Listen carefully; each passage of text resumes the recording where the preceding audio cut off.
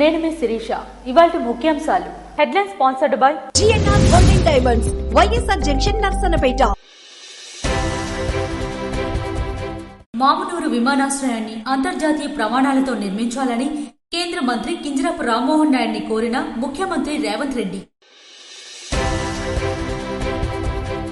వనిత మండలం వంతెన నిర్మాణానికి ప్రభుత్వం సహకారం అందించాలని అసెంబ్లీలో కోరిన ఎమ్మెల్యే భగ్గు రమణమూర్తి.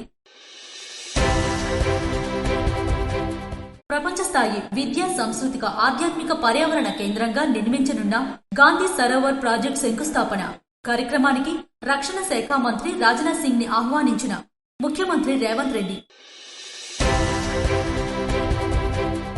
శ్రీముఖలింగేశ్వర శివరాత్రి ఉత్సవాల ఏర్పాట్లు పూర్తి. చక్రతీర్థ స్నానాలపై ప్రత్యేక దృష్టి. క్షేత్రస్థాయిలో ఏర్పాట్లు పరిశీలించిన విశాఖపట్నం రేంజ్ డీఐజీ గోపీనాథ్ జెట్టి, జిల్లా ఎస్పీ కెవి మహేశ్వర్ రెడ్డి.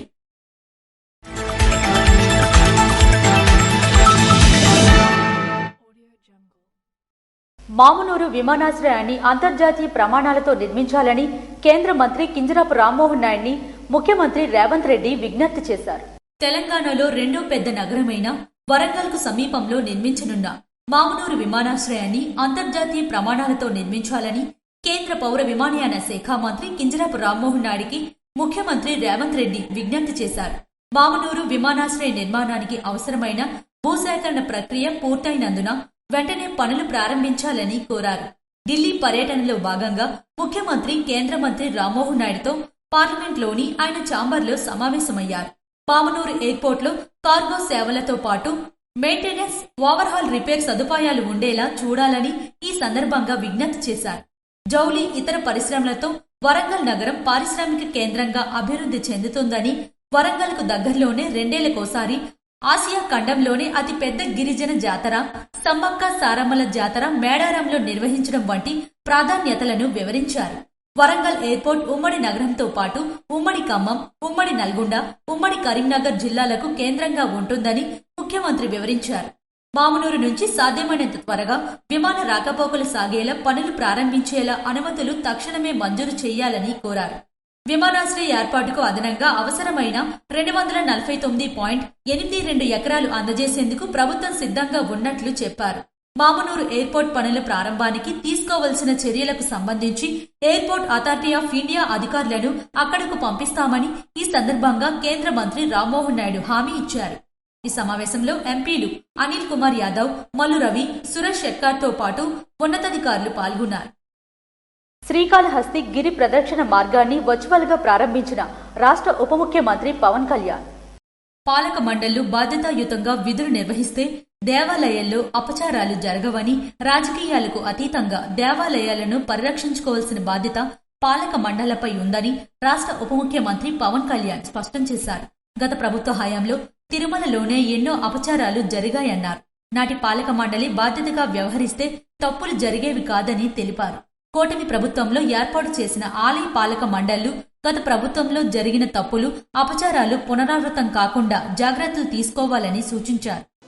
అలాగే పాలక మండళ్లు 1500 పైచులకు పాలక మండలి ఉంటే దాదాపు 1100 మంది చేసే ఇంకా కొన్ని కోర్టులోనూ కొన్ని ఇంకా వేయాల్సినవి ఉన్నాయి అనే దాంట్లో ముఖ్యంగా ఈ మధ్య మీరు చూస్తే తిరుమలలో ఎలాంటి జరిగిన అపచారాలు అంతకుముందు గత ప్రభుత్వంలో హయాంలో ఎన్ని రకాల సంఘటనలు జరిగినాయి అనేది అంటే పాలక మండలి కనుక నిజంగా వారి విధులు కనుక నిర్వహించుంటే ఈ తప్పులు జరిగిండేవి కామేమో నాకు అనిపిస్తాయి. సో భవిష్యత్తులో వాళ్ళు చేసిన ఆ తప్పిదాలు కానీ ఆ అపచారాలు కానీ మనం చేయకుండా ఉండాలి. మనకి ఆ సర్వేశ్వరుడి ఆశీస్సులు మనకు బలంగా ఉండాలంటే మనం పాలిటిక్స్ అసైడ్ లేదంటే ఎటువంటి విషయాలకి తావివ్వకుండా నిజంగా మనం ఆ పరమేశ్వరుడు మనం రక్షిస్తాడు కాబట్టి ఆయన కృతజ్ఞతాపూర్వకంగా మనం అపచారాలు జరగకుండా చూసుకోవాలి. పాలక మండలి బాధ్యతను మనస్ఫూర్తిగా మీ అందరికీ ఒక విన్నపంతో తెలియజేసుకుంటున్నాను. నూతనంగా నిర్మించిన శ్రీకాళహస్తి గిరి ప్రదక్షిణ రోడ్ను వెలగపూడిలోని రాష్ట్ర సచివాలయం నుంచి వర్చువల్ గా శుక్రవారం ప్రారంభించారు. సుమారు 10 కోట్ల అంచనా వ్యయంతో గిరి ప్రదక్షిణ రోడ్ను నిర్మించారు. రాష్ట్ర సచివాలయంలో రాష్ట్ర దేవాదాయ ధర్మాదాయ శాఖ మంత్రి ఆనం రామనారాయణ రెడ్డి, శ్రీకాళహస్తి ఎమ్మెల్యే బొజ్జల సుధీర్ రెడ్డి, తిరుపతి ఎమ్మెల్యే ఆరణి శ్రీనివాసులు, దేవాదాయ శాఖ కార్యదర్శి హరి జవహర్ లాల్ పాల్గొన్నారు. ఈ సందర్భంగా పవన్ కళ్యాణ్ మాట్లాడుతూ మన ఆలయాలు నాగరికతకు చిహ్నాలన్నారు. మన కళలు, మన వారసత్వం, మన సాంస్కృతిక ధర్మ పరిరక్షణ ఆలయాలతో ముడిపడి ఉన్నాయన్నారు. అరుణాచలంలో గిరి ప్రదక్షిణ చేస్తారని తెలుసు. నాకు గిరి ప్రదక్షిణ చేయాలని చాలా కోరిక ఉందన్నారు. దేవాదాయ మంత్రి ఆనం రామనారాయణ రెడ్డి ఆహ్వానం మేరకు, భక్తుల కోరిక మేరకు త్వరలో శ్రీకాళహస్తి క్షేత్రాన్ని సందర్శించి ఖచ్చితంగా స్వామి, అమ్మవార్లను దర్శించుకుంటానని తెలిపారు. శివరాత్రికి 2 రోజుల ముందే ఈ శ్రీకాళహస్తి గిరి ప్రదక్షిణ మార్గాన్ని ప్రారంభించడం ఆనందంగా ఉందన్నారు. గత ప్రభుత్వం ఆలయాల పరిరక్షణ అంశాన్ని చాలా నిర్లక్ష్యం చేసిందని మండిపడ్డారు. కూటమి ప్రభుత్వం అధికారం చేపట్టిన తరువాత దేవాదాయ మంత్రిగా ఆనం రామనారాయణ రెడ్డి బాధ్యతలు స్వీకరించాక ఆలయాల పరిరక్షణను ఎంతో బాధ్యతగా ముందుకు తీసుకువెళ్తున్నారని అన్నారు. నిరాదరణకు గురైన ఎన్నో ఆలయాలను అభివృద్ధి చేస్తున్నారని అన్నారు. భక్తులు కోరుకుంటే ఏజెన్సీలో కూడా ఆలయాలు నిర్మించాలన్న ఆయన గొప్ప సంకల్పానికి మనస్ఫూర్తిగా కృతజ్ఞతలు తెలియజేస్తున్నానని తెలిపారు. శ్రీకాళహస్తి గిరి ప్రదక్షిణ మార్గంలో ముఖ్యమంత్రి నారా చంద్రబాబు నాయుడు ఆధ్వర్యంలో 10 కోట్లు వెచ్చించి సిమెంట్ రోడ్డు నిర్మించామన్నారు. 22 కిలోమీటర్ల గిరి ప్రదక్షిణ మార్గాన్ని మరింత ఆహ్లాదకరంగా తీర్చిదిద్దే విధంగా ప్రణాళికలు రూపొందిస్తున్నామని వెల్లడించారు. అటవీశాఖ ఆధ్వర్యంలో గిరి ప్రదక్షిణ మార్గాన్ని ఇరువైపులా మొక్కలు నాటే కార్యక్రమానికి శివరాత్రి మహోత్సవాల అనంతరం శ్రీకారం చుట్టబోతున్నామని పేర్కొన్నారు. శ్రీకాళహస్తి గిరి ప్రదక్షిణ ద్వారా ప్రతి భక్తుడికి కైలాసగిరి ప్రదక్షిణ చేసిన పుణ్యఫలం దక్కాలని ఈ సందర్భంగా మనస్ఫూర్తిగా కోరుకుంటున్నానని ఉప ముఖ్యమంత్రి తెలిపారు. అలాగే 22 కిలోమీటర్ల ఈ గిరి ప్రదక్షిణ మార్గాన్ని దాదాపు 10 కోట్ల రూపాయలు వెచ్చించి ఈ రోజున అంతకుముందు పెట్టింది కాకుండా 10 కోట్ల అదనంగా ముఖ్యమంత్రి గారి ఆధ్వర్యంలో జరుగుతూ ఉంది. అలాగే దీన్ని మొత్తం 2 వైపు భవిష్యత్తులో బాగా చక్కగా మొక్కలు మన పచ్చదనం ఉండేలాగా మొక్కలు నాటే కార్యక్రమాన్ని కూడా శివరాత్రి బ్రహ్మోత్సవాల అనంతరం శ్రీకారం చుట్టబోతున్నాం. శ్రీకాళహస్తి గిరి ప్రదక్షిణ ద్వారా ప్రతి భక్తుడికి ప్రతి భక్తురాలికి కైలాసగిరి ప్రదక్షిణ చేసిన పుణ్యఫలం దక్కాలని మనస్ఫూర్తిగా ఈ సందర్భంగా నేను కోరుకుంటున్నాను. సాగరమాల ద్వారా హార్బర్లను ఆధునీకరిస్తున్నామని మంత్రి కింజరాపు అచ్చెన్నాయుడు వెల్లడించారు. ప్రధానమంత్రి మత్స్య సంపద యోజన, సాగరమాల వంటి కేంద్ర పథకాల సహకారంతో రాష్ట్రంలోని ఫిషింగ్ హార్బర్లను అంతర్జాతీయ ప్రమాణాలకు అనుగుణంగా ఆధునీకరిస్తున్నామని వ్యవసాయ మత్స్యశాఖ మంత్రి కింజరాపు అచ్చెన్నాయుడు తెలిపారు. ఆంధ్రప్రదేశ్ శాసనసభలో పెందుర్తి శాసనసభ్యులు పంచకర్ల రమేష్ బాబు పరవాడ మండలంలోని ముత్యాలమ్మపాలెం గ్రామంలోని మినీ జెట్టి ఫిష్ ల్యాండింగ్ సెంటర్ నిర్మాణం అంశంపై ప్రభుత్వాన్ని ప్రశ్నించారు. రాష్ట్రంలో కోస్తా ప్రాంత అభివృద్ధి, ఫిషింగ్ హార్బర్లు, ఫిష్ ల్యాండింగ్ సెంటర్ల స్థితిగతులు, ముత్యాలమ్మపాలెం ప్రాజెక్టు పురోగతి గురించి స్పష్టత ఇవ్వాలని ఆయన కోరారు. దీనికి సమాధానంగా వ్యవసాయ శాఖ మంత్రి కింజరాపు అచ్చెన్నాయుడు మాట్లాడుతూ రాష్ట్రానికి 12 కోస్తా జిల్లాల్లో కలిపి 1053.7 కిలోమీటర్ల తీర ప్రాంతం ఉండగా 350 ల్యాండింగ్ సెంటర్లు, ఫిషింగ్ హార్బర్లు గుర్తించబడ్డాయని తెలిపారు. అంతర్జాతీయ ప్రమాణాలతో 10 ఫిషింగ్ హార్బర్ల నిర్మాణం చేపట్టామని 2020 సంవత్సరం జూలై 15 నుంచి ఫిషింగ్ హార్బర్లు మత్స్యశాఖ నుంచి పెట్టుబడులు మౌలిక వసతుల శాఖకు బదిలీ అయ్యాయని పేర్కొన్నారు. తొలి దశలో జువ్వలదిన్నె, ఉప్పాడ, మచిలీపట్నం, నిజాంపట్నం హార్బర్లు నిర్మాణంలో ఉండగా రెండవ దశలో బుడగట్లపాలెం, పూడిమడక, కొత్తపట్నం, వాడరేవు హార్బర్ ప్రతిపాదనలు ఉన్నాయని తెలిపారు.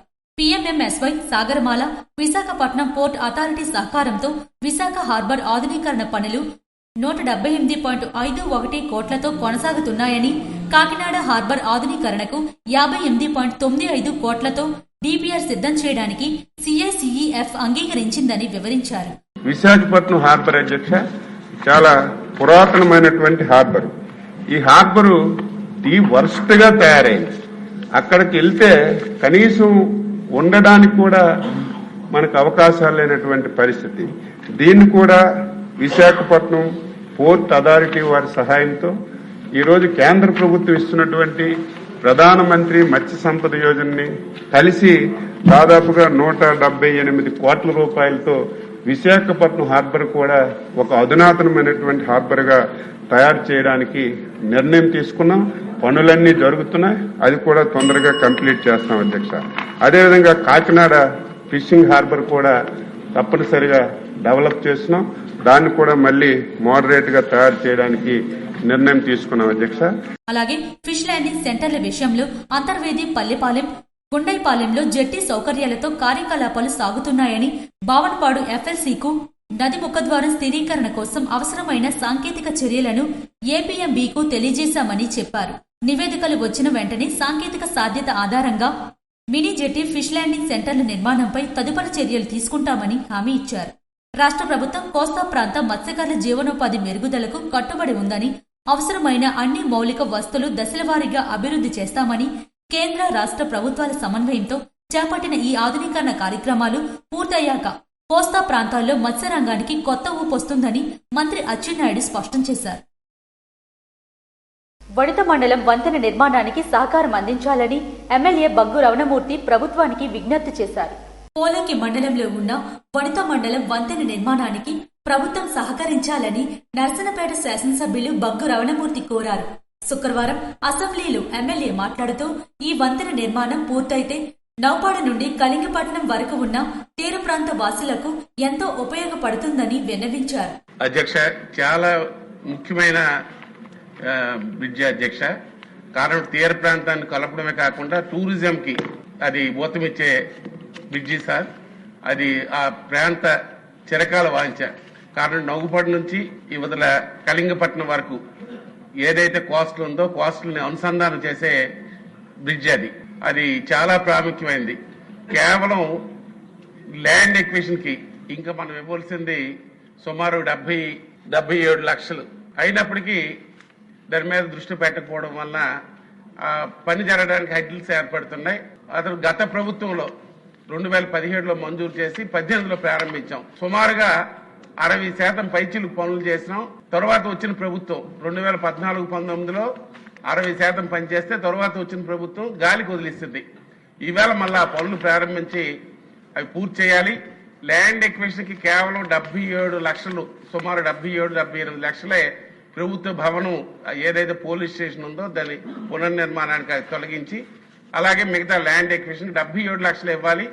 అది మంజూరు చేస్తే మళ్ళా పనులు జరగడానికి వీలు ఉంటుంది. కాబట్టి గౌరవ మంత్రి గారికి మీ ద్వారా కోరింది ఏంటంటే ల్యాండ్ ఎక్విజిషన్ డబ్బులు వెంటనే రిలీజ్ చేసి ఏదైతే హామీ ఇచ్చారో ఈ 2026 పూర్తి చేయడానికి మరి దానికి అవకాశం కల్పించవలసిందిగా, దాన్ని ప్రథమ ప్రాధాన్యతగా దాని మీద దృష్టి కేంద్రీకరించవలసిందిగా మీ ద్వారా గౌరవ మంత్రి గారికి కోరుకుంటున్నాను అధ్యక్ష. నిర్వాసితులకు సుమారు 78 లక్షలు ఇవ్వవలసి ఉన్న బకాయిలను చెల్లించినట్లయితే పనులు తిరిగి ప్రారంభమవుతాయని, అలాగే గార మండలం పాత పోలీస్ స్టేషన్ తొలగించి నూతన పోలీస్ స్టేషన్ నిర్మించేందుకు కూడా కృషి చేయాలని, దీనిపై దృష్టి సారించాలని ఎమ్మెల్యే సభకు వివరించారు. గాంధీ సరోవర్ ప్రాజెక్టు ప్రారంభోత్సవానికి రాజ్నాథ్ సింగ్ ని ఆహ్వానించిన ముఖ్యమంత్రి రేవంత్ రెడ్డి. మూసీ పునర్జీవన ప్రాజెక్టులో భాగంగా ఈసా మూసీ నదుల సంగమ స్థలిలో ప్రపంచ స్థాయి విద్యా, సాంస్కృతిక, ఆధ్యాత్మిక, పర్యావరణ కేంద్రంగా నిర్మించనున్న గాంధీ సరోవర్ ప్రాజెక్టు శంకుస్థాపన కార్యక్రమానికి రక్షణ శాఖ మంత్రి రాజ్నాథ్ సింగ్ ని ముఖ్యమంత్రి రేవంత్ రెడ్డి ఆహ్వానించారు. ఢిల్లీ పర్యటన సందర్భంగా కేంద్ర మంత్రితో సౌత్ బ్లాక్ లోని వారి కార్యాలయంలో ముఖ్యమంత్రి భేటీ అయ్యారు. సుస్థిర పట్టణాభివృద్ధి లక్ష్యాలతో పర్యావరణ హితంగా స్వచ్ఛమైన నీటితో నది ప్రవహించేలా మూసీ పునర్జీవన ప్రాజెక్టును చేపడుతున్నట్లు కేంద్ర మంత్రికి వివరించారు. అందులో భాగంగానే ఈసా మూసీ నదుల సంగమ స్థలిలో 1948లో జాతిపిత మహాత్మాగాంధీ చితభస్మాన్ని నిమజ్జనం చేసిన బాపు ఘాట్ వద్ద గాంధీ సరోవర్ ప్రాజెక్టు చేపడుతున్నట్లు ముఖ్యమంత్రికి తెలియజేశారు. గాంధీజీ ఆశయాలైన శాంతి, ఐక్యత, సుస్థిరాభివృద్ధి, నిరాడంబర జీవనశైలిని ప్రతిబింబించేలా గాంధీ సరోవర్ ప్రాజెక్టును నిర్మించనున్నట్లు తెలిపారు. గాంధీ సరోవర్ ప్రాజెక్టును ప్రపంచ స్థాయి విద్య, సాంస్కృతిక, ఆధ్యాత్మిక, పర్యావరణ కేంద్రంగా నిలుపుతామని రాజ్నాథ్ సింగ్ కి ముఖ్యమంత్రి తెలియజేశారు. గాంధీ సరోవర్ ప్రాజెక్టులో శాంతి చిహ్నం, జాతీయ మ్యూజియం, విజ్ఞాన కేంద్రం, చేనేత ప్రోత్సాహక కేంద్రం ఏర్పాటు చేస్తామన్నారు. గాంధీ సరోవర్ ప్రాజెక్టుకు ఫిబ్రవరి నెలాఖరులో చేసే శంకుస్థాపన, భూమి పూజ కార్యక్రమానికి హాజరు కావాలని కేంద్ర మంత్రిని కోరారు. శ్రీముఖలింగేశ్వర శివరాత్రి ఉత్సవాలను జిల్లా ఎస్పీ కేవీ మహేశ్వర్ రెడ్డితో కలిసి విశాఖపట్నం రేంజ్ డీఐజీ గోపీనాథ్ జెట్టి క్షేత్రస్థాయిలో పరిశీలించారు. జలమూరు మండలం శ్రీముఖలింగం గ్రామంలోని ప్రసిద్ధ శ్రీముఖలింగేశ్వర స్వామి దేవస్థానంలో ఈ నెల 15 నుంచి 18 వరకు 4 రోజుల పాటు నిర్వహించనున్న మహాశివరాత్రి ఉత్సవాల సందర్భంగా భక్తుల భారీ రద్దీని దృష్టిలో ఉంచుకొని ఎటువంటి లోపాలు లేకుండా పటిష్ట ఏర్పాట్లు చేయాలని విశాఖపట్నం రేంజ్ ఐజీ గోపీనాథ్ జెట్టి అధికారులను ఆదేశించారు. ఈ మేరకు ఆదివారం జరిగే శివరాత్రి వేడుకలతో పాటు ముఖ్యంగా వంశధార నది పరివాహక ప్రాంతంలో నిర్వహించనున్న చక్రతీర్థ స్నానాలు లక్షలాది మంది భక్తులు ఆకర్షించే అవకాశం ఉన్నందున అక్కడ భద్రతా ఏర్పాట్లు, రాకపోకల నియంత్రణ, క్యూలైన్ల వ్యవస్థ, బార్కేడింగ్, అత్యవసర మార్గాలు, పార్కింగ్ స్థలాలు తదితర అంశాలను రేంజ్ ఐజీ జిల్లా ఎస్పీ కేవీ మహేశ్వర్ రెడ్డితో కలిసి క్షేత్రస్థాయిలో సమగ్రంగా పరిశీలించారు. ఈ సందర్భంగా ఆలయ పరిసరాలు, గర్భగుడి క్యూలైన్లు, చక్రతీర్థ ఘాట్ ప్రాంతం, ప్రధాన రహదారులు, పార్కింగ్ ప్రాంతాలు, కంట్రోల్ రూమ్ ఏర్పాట్లు, సీసీ కెమెరాల పర్యవేక్షణ తదితర అంశాలను సమీక్షించారు. ఇతర శాఖలతో సమన్వయం చేస్తూ భక్తులకు ఎటువంటి ఇబ్బందులు కలగకుండా చర్యలు చేపట్టాలని అధికారులకు సూచించారు. భక్తుల రద్దీ అధికంగా ఉండే ప్రాంతాల్లో ప్రత్యేక బందోబస్తు, special party sports, rope party, law and order సిబ్బందితో విస్తృత భద్రత ఏర్పాట్లు చేయడంతో పాటు సీసీ కెమెరాలు, డ్రోన్ కెమెరాలను కంట్రోల్ రూమ్ కు అనుసంధానం చేసి నిరంతర నిఘా ఉంచుతామని జిల్లా ఎస్పీ వివరించారు. పబ్లిక్ అడ్రసింగ్ సిస్టమ్ ద్వారా మార్గదర్శకాలు, వైద్య శిబిరాలు, త్రాగునీటి సదుపాయాలు, సముచిత లైటింగ్ ఏర్పాట్లు చేయాలని ఆదేశించారు. వృద్ధులు, మహిళలు, చిన్నారుల భద్రతకు ప్రత్యేక చర్యలు తీసుకోవాలని సూచించారు. జిల్లా ఎస్పీ మహేశ్వర్ రెడ్డి మాట్లాడుతూ శివరాత్రి మరియు చక్రతీర్థ స్నానాలకు అధిక సంఖ్యలో భక్తులు విచ్చేసే అవకాశం ఉన్నందున తగిన భద్రతా చర్యలు చేపట్టినట్లు తెలిపారు. పోలీస్, రెవెన్యూ, ఆలయ అధికార పరస్పర సమన్వయంతో ఏర్పాట్లు చేస్తున్నారని పేర్కొన్నారు. శాంతి భద్రతల పర్యవేక్షణతో పాటు భక్తులకు సౌకర్యవంతమైన దర్శనం కల్పించడమే ప్రధాన లక్ష్యమని జిల్లా ఎస్పీ స్పష్టం చేశారు. కృష్ణా వికారాబాద్ రైలు మార్గాన్ని కేంద్ర నిధులతో చేపట్టాలని మంత్రి అశ్విని వైష్ణవ్ని ముఖ్యమంత్రి రేవంత్ రెడ్డి విజ్ఞప్తి చేశారు. కృష్ణా వికారాబాద్ రైలు మార్గాన్ని పూర్తిగా కేంద్ర నిధులతో చేపట్టాలని రైల్వే శాఖ మంత్రి అశ్విని వైష్ణవ్ కి ముఖ్యమంత్రి రేవంత్ రెడ్డి విజ్ఞప్తి చేశారు. ఈ ప్రాజెక్టుకు సంబంధించిన భూసేకరణ వ్యయాన్ని మొత్తం రాష్ట్ర ప్రభుత్వం భరిస్తుందన్న విషయం తెలియజేశామని గుర్తు చేశారు. ఢిల్లీలో అశ్విని వైష్ణవ్ తో పార్లమెంట్లోని వారి ఛాంబర్లో ముఖ్యమంత్రి భేటీ అయ్యారు. కృష్ణా వికారాబాద్ మార్గంలోని టేకల్కోడ్లో లైఫ్ స్టోన్ నిక్షేపాలను గుర్తించామని, అలాగే సిమెంట్, జౌళి పరిశ్రమల కేంద్రంగా దానిని అభివృద్ధి చేసే ప్రయత్నాల్లో ఉన్నట్లు వివరాలను కేంద్ర మంత్రికి అందించారు. ముఖ్యమంత్రి తాను ప్రాతినిధ్యం వహిస్తున్న కొండంగల్ నియోజకవర్గంతో పాటు కర్ణాటకలోని పలు సిమెంట్ పరిశ్రమలకు సమీపంలో కృష్ణా ప్రాంతం ఉంటుందని చెప్పారు. కొండంగల్, టేకల్కోట్, దౌలతాబాద్ పారిశ్రామిక జోన్లుగా అభివృద్ధి చేసినట్లు తెలిపారు. హైదరాబాద్, చెన్నై, హైదరాబాద్, బెంగళూరు, హైదరాబాద్, పూణే హైస్పీడ్ రైలు కారిడార్లకు శంషాబాద్ ఎయిర్పోర్ట్ సమీపంలో 500 ఎకరాలు స్థలం కేటాయిస్తామని కేంద్ర మంత్రికి వివరించారు. శంషాబాద్ అంతర్జాతీయ విమానాశ్రయం నుంచి హైస్పీడ్ రైలు మార్గాన్ని ప్రారంభించాలని ముఖ్యమంత్రి సూచించారు. హైదరాబాద్, చెన్నై హైస్పీడ్ కారిడార్ అమరావతి మీదుగా వెళ్తుందని, అక్కడి నుంచి బందర్ పోర్టుకు రైలు మార్గం మంజూరు చేయాలని కోరారు. తద్వారా ట్రైపోర్ట్ నుంచి బందర్ పోర్టుకు సరుకు రవాణా వేగవంతమవుతుందని చెప్పారు. హైదరాబాద్, బెంగళూరు, హైదరాబాద్, పూణే హైస్పీడ్ కారిడార్లు శంషాబాద్ నుంచే ప్రారంభమైతే అది ట్రైన్ జంక్షన్ అవుతుందన్నారు.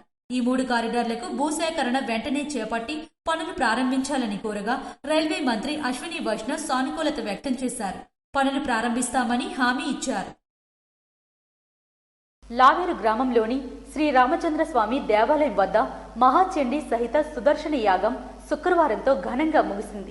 లావేరు గ్రామంలోని శ్రీ సీతా సమేత శ్రీ రామచంద్ర స్వామి దేవాలయం వద్ద మహాచండీ సహిత సుదర్శన యాగం అంగరంగ వైభవంగా ముగిసింది. ఈ కార్యక్రమంలో భాగంగా సీతారాముల కళ్యాణం ఘనంగా నిర్వహించారు. కన్నుల పండుగగా తీర్చిదిద్దిన కళ్యాణ వేదికపై రఘుకుల తిలకుడు దశరథ మహారాజు తనయుడు శ్రీరామచంద్రుడికి జనక చక్రవర్తి స్వీకృతి సుపిత్రిక మహాలక్ష్మి స్వరూపిణి జానకదేవి కళ్యాణం రమణీయంగా, కమనీయంగా, అంగరంగ వైభవంగా జరిగింది. సర్వమంగళ స్వరూపుడు శ్రీరాముడు, సకల జన శుభదాత్రి సీతమ్మ 3 ముళ్ల బంధంతో ఒక్కటైన వేళ భక్తజనం ఆనందంతో పులకించిపోయారు. ప్రతి హృదయంలో జగదానందం తొణికిసలాడింది. జగమంతా సంబరం ముగ్ధ మనోహరంగా సాగింది. గ్రామ పురోహితులు నేతేటి సూర్య సుబ్రహ్మణ్య శర్మ, ఆలయ అర్చకులు ఉమాశంకర్ శర్మ, వేద పండితులు మంత్రోచ్చారణల మధ్య భక్తుల రామరామ స్మరణలు మారుమురోగుతుండగా పురోహితులు కళ్యాణ కత్రువును చేపట్టారు. శ్రీరామచంద్ర స్వామి బ్రహ్మణే నమః ముఖ్యే ఆచమనీయం సమర్పయామి. శ్రీరామచంద్ర స్వామి బ్రహ్మణే నమః త్రిసప్త సమయ కృతా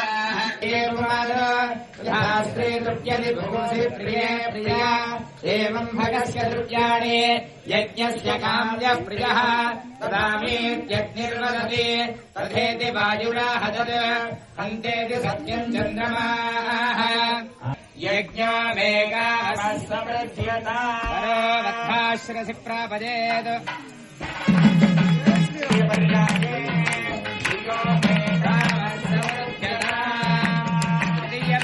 పశవో